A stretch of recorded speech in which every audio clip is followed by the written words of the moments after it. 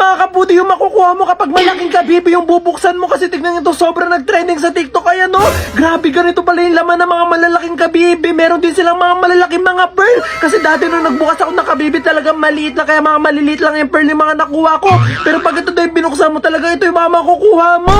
Grabe yung lalaki ng pearl, tas iba-iba pa yung mga kulay. Bibili ako nito, titignan ko kung totoo. Ayan. Wow! At dahil hindi nga ako makahanap dito nga sa Pilipinas nga nung malaking kabibi nga na yun, kaya talaga nag-order pa nga ako sa ibang bansa at finally dumating na nga siya. Ayan, so tara, buksan na natin itong nabili kong napakalaking kabibe para talaga malaman natin kung dito tayo makakita talaga ng mga malalaki mga perlas at diamante.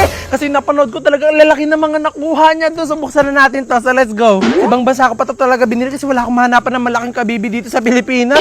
Meron man siguro sa mga malalaki pa talagang probinsya, kaya talagang umorder na nga lang ako. So buksan na natin.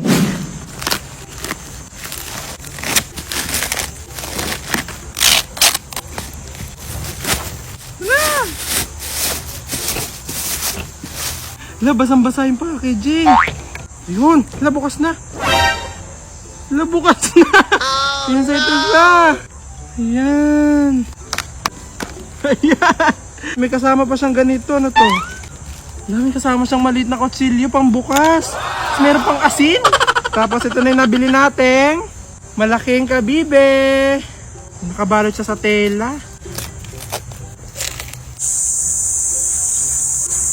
Laki nga! Hindi ito yun! Hala! Bukas na! Parang bukas na siya! So tara, buklatin na natin siya para malaman natin kung makakita tayo dito ng mga malalaking pearl o kaya mga diamante. And 1, 2, 3... Yeah! Yeah! Parang nasan yung mga pearl? Sabi doon sa pinagbilan ko, meron daw pearl to sa loob eh.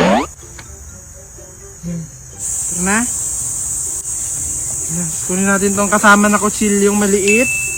Tingnan natin. Nakakuha tayo dito. Pero may mga nakakapaka pa ako. Ito! Ayan o. Ito parang perlas to. Okay, kunin.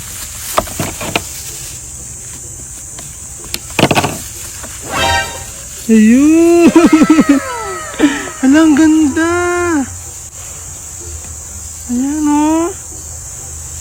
Wow! Para siyang color pink. Amazing! Tingnan natin kung ano pa makukuha natin dito.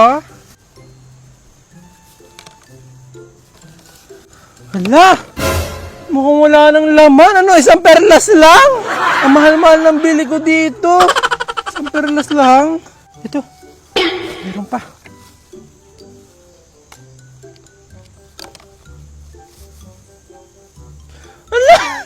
Wala nang perlas.